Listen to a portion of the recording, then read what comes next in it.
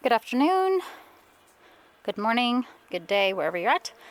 So right now we are getting ready to winterize our beehives. Right here I have some sugar food that we have made for emergency food purposes. I also have some R1 insulation here, super helpful for wrapping the hive. I also have right here some boards that have all of the metal wiring so that these can go directly on top of the frames.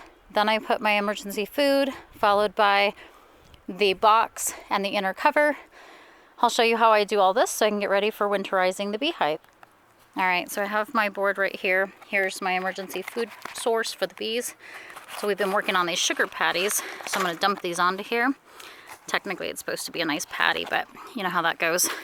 Sometimes they don't work as well. I think they still need some time to dry out, but this will suffice for now, which will be good for the bees. So I'm going to dump these on here, and then what we're going to do is the bees can use this as an emergency food source. All right, here we go into the bee yard where all my bees are. So I'm going to set this up here on top of another hive for now. This is one of my beehives I've been feeding religiously, getting them ready for the winter time, which is super helpful. So here we go. I'm going to go ahead and open them up. There's bees everywhere. Everyone's hungry, which is a good thing. So, and you're on my neck, so you're going to see everything in full view. These bees have been consuming sugar syrup very well, which is good. So there's my babies. All right, I'm going to gently remove their sugar syrup for the meantime. You can see they're still working on it, so there's some sugar syrup in here. Nice and thick. I want to be as least disruptive as possible because this is a change for them. They're not going to be too thrilled, but it's for their best interests.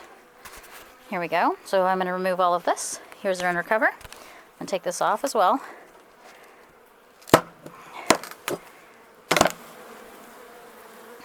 I expect a little bit of rebuttal, hopefully not a lot. I'm not here to do a full inspection on them. Okay, here we go. I'm going to gently set this down. Of course, my shims always fall. Okay, now I'm going to take this board. I can add more sugar as I need to, so that's fine. I'm going to place this directly on top. You see the colony there? I'm going to place this directly on top of the colony. Minimal disruption as possible, hopefully. So there we go. And this is what it's going to look like when they eat and when they feed. So I'm going to try my best to go ahead and keep adding more sugar and everything else that they need up here.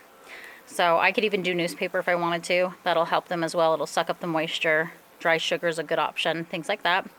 Now from here, I would like to continue the same setup. So realistically, that's their sugar food stores and everything. So right here, they can still get in because they have an entrance from the inner cover. So I'm going to put this inner cover on top. They are still taking sugar syrup, so I want to not disrupt that process because they still need it. But it is below 50s now, so at nighttime it's really low. Here we go. I'm going to put their shim right back in place. That way they have everything exactly as they like it. It allows for multiple jars. This jar is empty, so I'm going to leave it there. This jar is somewhat full, and today is a better day for warmth. So here we go. I'm going to gently put their feeder back on here with their feed. I don't want to smash any bees if I can help it. Later on, I'm going to come back and put more sugar inside of here by lifting it, putting sugar in, and then just hurrying up and being very quick and gentle about it. One little bee right here, so I got to get her out so she doesn't get smashed. There we go. Okay, so we're good on that. Now I'm going to put their empty honey super on top.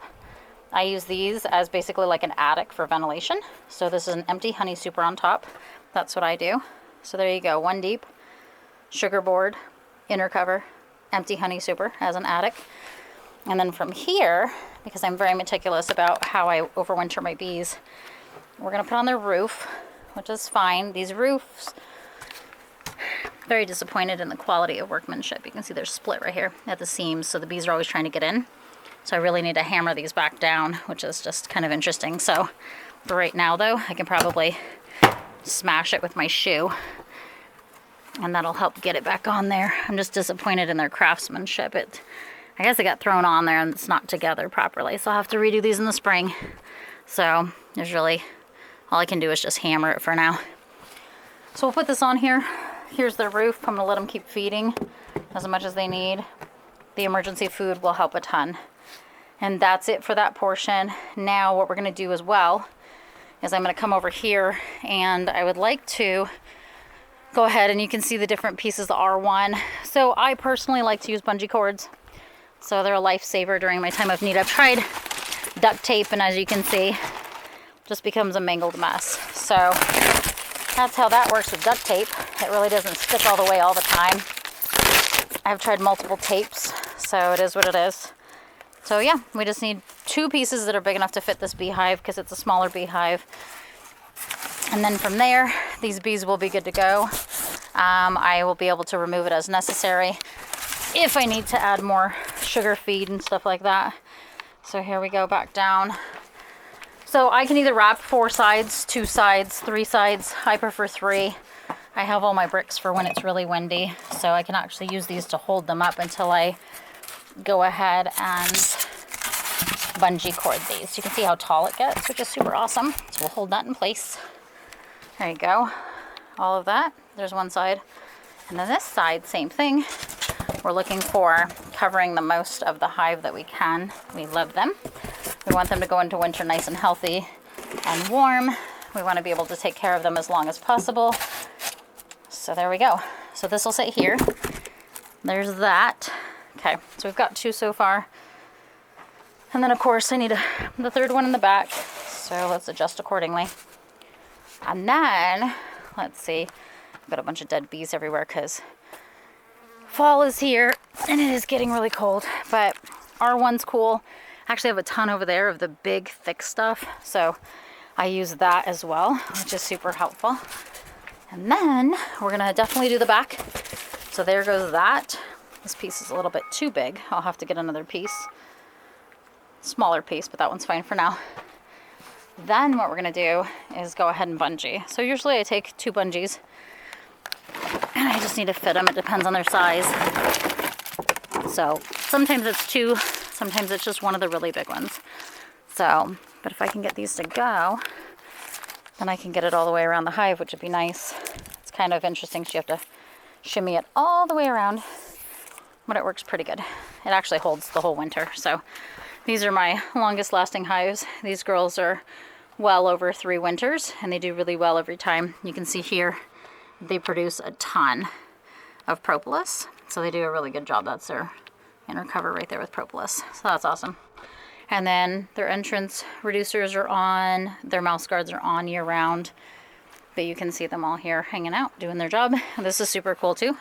There's more propolis. Look, I can get on both sides, which is super funny. But they're amazing. That's what they're doing. They're doing good. They sit there and guard it. It's so funny. But yeah, they're doing really great. So we'll see. Other than that, I just need to put this on here.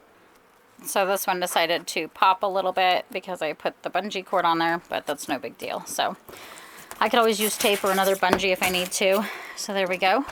This will hold it in place, which is great. And then we'll be covered on all sides, which is important. This is a little bit bigger than I like, so I'll probably cut that down or I'll find another piece. So that's it. That's how I winterize my bees. And then other than that, I have a nice little short Instagram video on how I make sugar cakes with their pollen patty inside of there. So you'll see that as well. And then I'll be cleaning up all the trash so that we don't have any mice issues and things like that, because the mice like to go under there and eat all the bees, which is common. So other than that, you can see here typical normal behavior, which is evicting of the drones, and then of course dead bees. So they come and they go and they die, and people are still spraying their weeds. So that's how that goes. But yeah, other than that, I've got that set to do. I'm going to work on these ones a little bit differently. I'll be using the bigger insulation over there for the little hives. And then the same as that concept, I just need to make more of my emergency feed boards that are going to go in between the inner covers. So I've got to work on that, and then I will have them all buttoned up for winter.